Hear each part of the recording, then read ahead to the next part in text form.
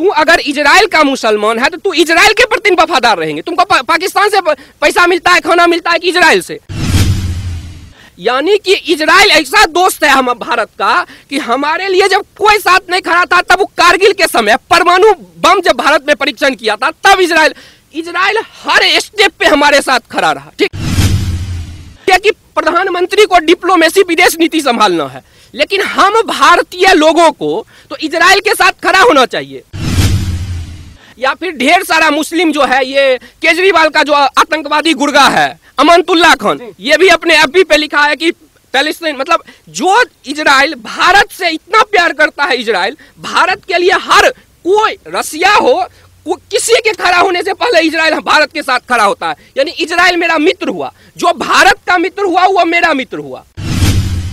मुसलमान भारत का वफादार हो सकता है, सच्चा मुसलमान वफादार नहीं, क्योंकि सच्चा मुसलमान उम्मा में, और उम्मा का मतलब इंसानियत का भाईचारा नहीं होता है, वो मजहब का भाईचारा होता है, मतलब मुसलमान का मुसलमान से भाईचारा। दोस्तों, स्वागत है आपका यूथ मीडिया टीवी पर।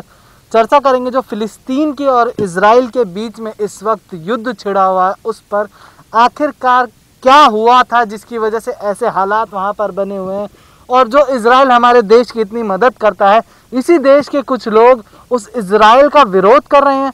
चर्चा करते हैं इन सब चीज़ों पर शिवम जी से कि वो किस तरीके से देखते हैं इन सब चीज़ों को और क्या सोचते हैं इन सब चीज़ों पर। पहला सवाल तो मेरा यही रहेगा शिवम जी आपसे कि जो ये घटनाएं हो रही हैं, ये आखिर इसका कारण क्या है? इजराइल और फिलिस्तीन के बीच में जो युद्ध छिड़ा हुआ है, क्यों हो रहा है ये?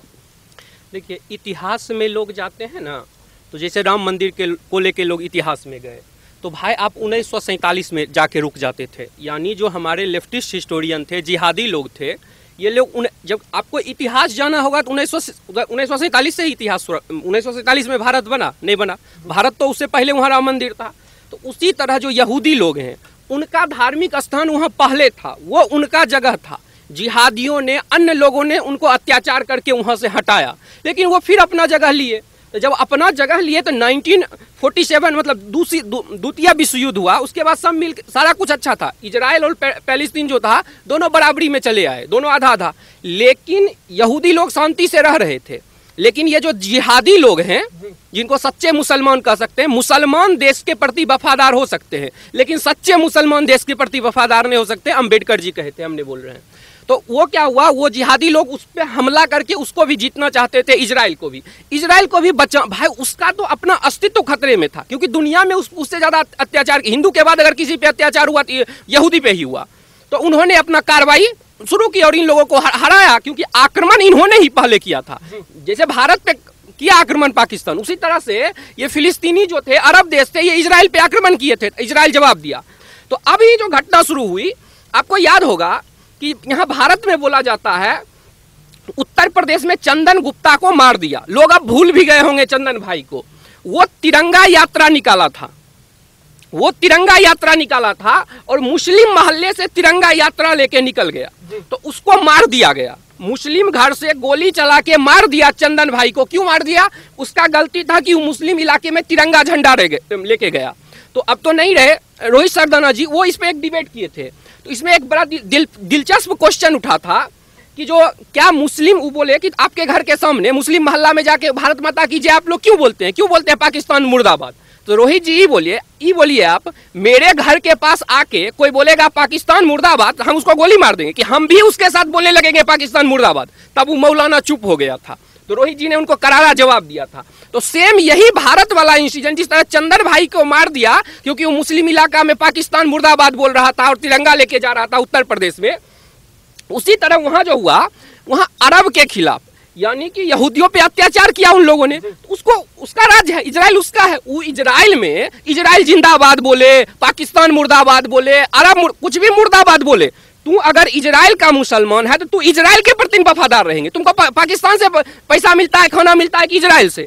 तो हुआ क्या, जो ये अरब देश के खिलाफ वो लोग नारा लगा रहे थे, तो मुसलमानों ने मस्जिद में पत्थर इकट्ठा करके उन लोगों पे पहले भी पत्थरबाजी किया था। जो देखते नहीं यहाँ पे कश्मीर में भी आर्मी पे आतंकवादी को बचाने के लिए पत्थरबाजी, उसी तरह उन पे पत्थरबाजी शुरू किया। तो जो इजराइल की फोर्सेस थी, वो जैसे मतलब भारत में है क्या, यहाँ लेफ्टिस्ट का अभी भी दबदबा है, तो प्रोएक्टिव एक्शन नहीं ले लिया जाता है। जैसे लाल किला पे जो हुआ, प्रोएक्टिव एक्शन नहीं लिया गया, क्योंकि हमारे देश का नागरिक अभी उसके लिए तैयार नहीं है। लेकिन इजराइल के नागरिक जो है वो अपने जवान पे एक थप्पड़ उठता है तो उससे लड़ने के लिए, तो इसीलिए प्रोएक्टिव एक्शन लिया गया कि मस्जिद से जो पत्थर फेंकेगा उससे पहले मस्जिद में जाके पत्थर पकड़ के रबर बुलेट से खाली करवा दिया। इसके बाद हमास वाला दिया शुरू करा थी रॉकेट दागना, 1000, 1200, 1300 रॉकेट दाग दिया। तो इजराइल को भी अपना बचा, अब ये लोग कहते हैं कि भाई फिलिस्तीन में ज्यादा मरा, मान लीजिए वो 1300 रॉकेट अगर गिर जाता इजराइल में, तो इजराइल में कितना लोग मरते। हमारी सौम्या जो है केरल की, हमारी बहन, उसका हत्या हो गया, तो सोचिए फिर भी गद्दार लोग अभी भी फिलिस्तीन का ही साथ दे रहे हैं। तो जो सौम्या है उसके एक शब्द इन लोगों, केरल के जो मुख्यमंत्री हैं, बड़े बड़े मंत्री हैं, उस सौम्या को श्रद्धांजलि दिए थे, उनको अपना पोस्ट डिलीट करना पड़ गया, क्योंकि ये लुटियंस लेफ्टिस्ट जो हैं इतना प्रेशर देते हैं ये लोग कि वहां के नेता मंत्री को सौम्या के लिए श्रद्धांजलि वो लोग नहीं दे पाए। तो ये जो है बोलते हैं कि जो इजराइल में, तो भाई इजराइल को अपना रक्षा करने का अधिकार है कि नहीं, उसको इतने सालों से सताया गया, वो उसका भूमि है। भाई पहले दुनिया में कौन आया? यहूदी आया कि इस्लाम 1400 साल पहले आया। यहूदी उसे कितना साल पहले से है? तो पहले वहाँ यहूदी आया, पहले मुसलमान आ गया। ये बात सब टीवी डिबेट जहाँ न्यूज में देखिए छुपा लिया जाता है कि भाई वो इजराइल का जगह था, वहाँ यहूदी पहले आया, बाद में वहाँ जिहादी आया, पहले वहाँ यहूदी रहते थे। जी सर, एक चीज़ और मैं जानना चाहूँगा कि ये जो घटनाएं हुई हैं इस पर देखा गया कि जो हमारे देश के इंटेलेक्चुअल लोग हैं, जैसे स्वरा भास्कर, नोरा फतेही अली खान, ये सब ट्वीट करने लग जाते हैं। इरफान पठान जैसे सेलिब्रिटीज़, अवार्ड वापसी गैंग, सब उतर के आ जाते हैं फिलिस्तीन के समर्थन में। इसको किस तरीके से देखते हैं? देखिए सबसे बड़ा, देखिए अभी सबसे बड़ा है कि बंगाल में मासूम लोगों को, 2 भाई को टांग दिया। पिछले इंटरव्यू में मैंने प्रूफ के साथ बताया था अभी के चैनल पे, 2 भाई को पेड़ से टांग दिया। गेट बंद की हुई थी बहन, गेट तोड़ के बलात्कार किया उसके साथ। दुकान लूट लिया गया, बीजेपी का ऑफिस जला दिया गया, बीजेपी अध्यक्ष पे पत्थरबाजी किया गया, गवर्नर को रोना पड़ा। लेकिन एक ट्वीट आया किसी का, बॉलीवुड में किसी का नहीं आया, किसी का नहीं। अभी जब यहाँ पाकिस्तान में हिंदुओं को घर से, 12 साल की हिंदू लड़की को घर से खींच लेता है, अब 50 साल का मौलाना शादी करके उसको इस्लाम कबूल करवा देता है, कोई बोलता है? नहीं बोलता है। बांग्लादेश में होता है अत्याचार, वहाँ क्रिकेटर हिंदू है उसके साथ भी भेदभाव, नहीं बोलता है। चलो भाई एक सेकंड के लिए है तो भारतीय था, लेकिन कहो चुप। लेकिन तुम जब बंगाल में हुआ, इतने लोगों का खून बह गया कि लोग का हृदय रो रहा था, मीडिया तो कवर नहीं है किया, ये लोग कोई नहीं बोले। नोरा फतेही अली खान भारत से पैसा कमाती है, ठीक है, भारत की सौम्या मरी, उसके लिए उसको चिंता नहीं है। स्वरा भास्कर के बारे में खैर उससे दो कौड़ी उसमें नीच तो कोई हो ही नहीं सकता, उसके बारे में बोलना ही बेवकूफ़ी है, क्योंकि वो पब्लिसिटी, पैसा, इस सब के लिए अपना करती है, तो वो तो मतलब पैसा के लिए लालची है। तो ये जो है ना, जैसे नोरा फतेही अली हुई, या हमारा बॉलीवुड का अन्य लोग हुआ, क्रिकेटर हो गया, इंटेलेक्चुअल हो गया, हिस्टोरियन हो गया, डिस्टोरियन इसको कहिए, ये जो पूरा खान मार्केट गैंग है, लुटियंस गैंग है, दरबारी पत्रकार हैं, पिद्दी पत्रकार हैं, ये सारे लोग जो हैं, इनको जो है मतलब भारत से नहीं, ये जो लोग हैं ना, ये पैसा और पद के लिए ऐसा करते हैं। लेकिन जो भारत के मुसलमान हैं, ठीक है, आपको दिखाता हूं एक बुक, मैं कहूंगा लोग को ई बुक पढ़ें। ये अंबेडकर जी ने बुक लिख के चले गए, जो हमारे देश के संविधान बनाए, उनका लिखा हुआ बुक है। अंबेडकर जी ने इस बुक में क्लियर लिखा है कि जो मुसलमान है वो भारत का वफादार हो सकता है, लेकिन जो सच्चा मुसलमान है वो भारत का वफादार नहीं होगा। वो उम्मा, यानी सच्चा मुसलमान उम्मा में विश्वास करेगा। उम्मा का मतलब ये हुआ कि भाईचारा, मतलब उसका भाईचारा, मुसलमान का, सच्चे मुसलमान का भाईचारा हिंदू मुस्लिम का, इंसानियत का भाईचारा नहीं है। सच्चे मुसलमान का भाईचारा हिंदू मुस्लिम का हो सकता है, लेकिन जो सच्चा मुसलमान होगा, ये अंबेडकर जी बोले हैं, बुक दिखा दिया मैं, कोई भी पढ़ सकते हैं। तो अंबेडकर जी जो है बोले कि सच्चा मुसलमान जो है वो कभी भी मतलब अपने देश को सेकेंडरी रखेगा, वो अपने मजहब को ऊपर रखेगा। जैसे हिंदू है, जैन है, पारसी है और ये सिख हो, सब अपने वतन, पहले भारत फिर हिंदू फिर कुछ। लेकिन मुस्लिम भाई जो है, सच्चे मुस्लिम भाई जो है, वो उसको पहले धर्म।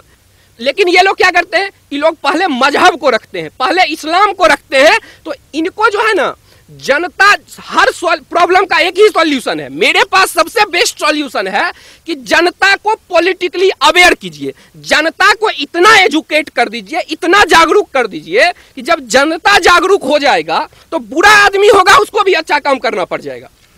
सर एक चीज़ और है कि देखा गया कि इस देश में जो शांति दूत है, समुदाय कहा जाता है जिनको, वो उनके लिए क्या अपना धर्म ज़्यादा ज़रूरी है राष्ट्र से? क्योंकि जब बंगाल में कोई घटना होती है तब नहीं बोलते, इजराइल इतनी मदद करता है तो उसके खिलाफ ट्वीट कर रहे हैं, उसके खिलाफ बोल रहे हैं। देखिए, आपने जो बात कहा कि जो ये मैं बताया हूँ कि जो कुछ भी हो जाए, सच समझे, कुछ ये उम्मा जो है उम्मा में ही विश्वास करते हैं। मतलब जैसे होता है ना, हम लोग का जैसे एक गोष्ठी होता है ग्रामीण में, कोई मतलब जागरण होता है, हम लोग कहते हैं धर्म का जय हो, अधर्म का नाश हो, प्राणियों का सद्भावना हो, विश्व का कल्याण हो। ये क्या है? ये सनातन संस्कृति, भारतीय हिंदुस्तानी संस्कृति है।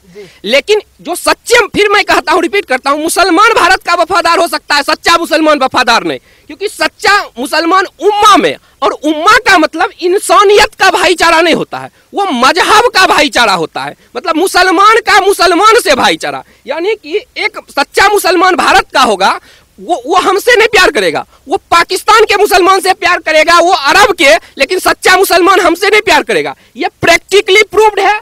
और जिनके बुनियाद पे ये देश चल रहा है, अंबेडकर जी, उन्होंने अपने किताब में इसका वर्णन किया है। कोई भी खरीद के, ये बाबा साहब का किताब है, इसको पढ़ सकते हैं।